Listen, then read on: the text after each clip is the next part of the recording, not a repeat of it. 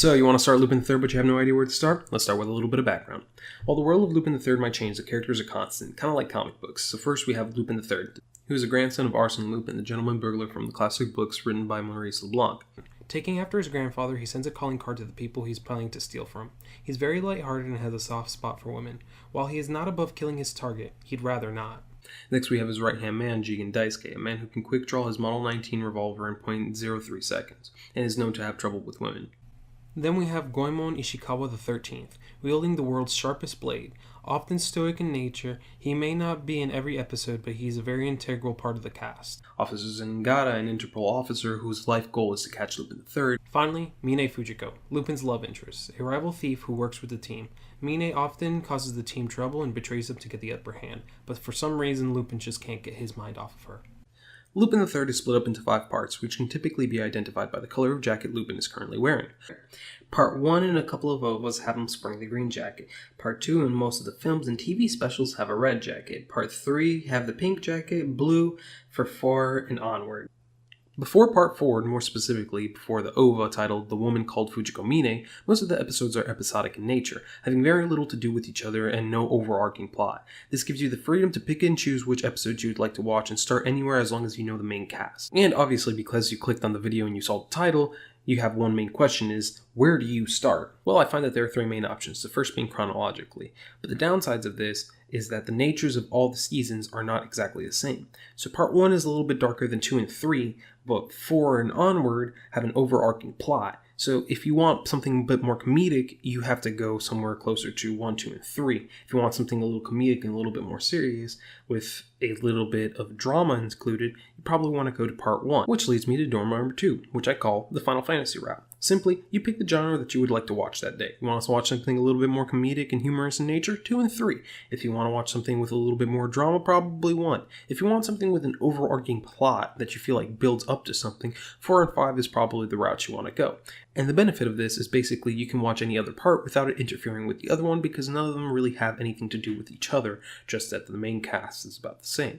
Part 1 is darker in nature, taking a page out of the manga. While Part 2 is more lighthearted and earned the show most of the recognition it has today, Part 3 follows suit in being as lighthearted as Part 2, while 4 and 5 are more streamlined and have a present linear story. Then the final choice, which I dub the origin route. If you want to figure out how the teams started and how they all interact with each other and interconnect, this is probably where you want to start. There are 2 places you can possibly start, both of them being OVAs. One of them being Lupin III Episode 0, The First Contact, and the other one being The Woman Called Fujiko Mine. I picked the latter because it flows almost perfectly into Part 4 and 5. The only difference is that there is one character, he's the assistant to Zingata, but that's not important because, like I said, he's not important to the other parts. He's only important in this one OVA. You should also note that if you decide to watch The Woman Called Fujiko, there are 2 other OVAs called Jigen's Gravestone and The Blood Spray of Goemon Ishikawa.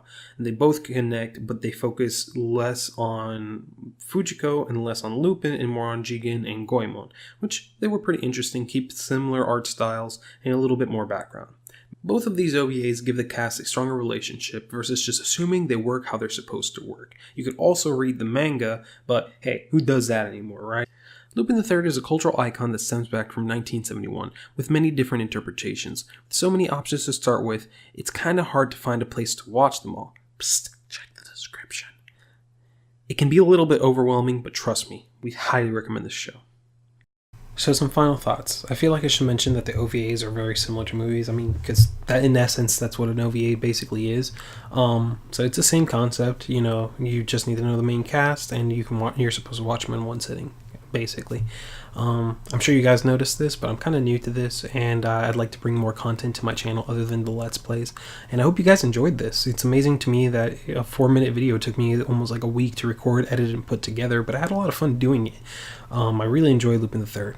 If you guys have any other recommendations for like anime, books, or TV shows, mention it in the comment section below. I'd love to do like a what do you do after when you finish the series, or how to get started into a series, and hopefully bring more people into a particular fandom. I mean, I really do enjoy taking the time to learn more about something different, maybe something that's outside of my personal entertainment that I might know about. But again, if you guys really enjoyed my content, I'd really appreciate if you subscribed, so maybe you can watch some more. Thanks!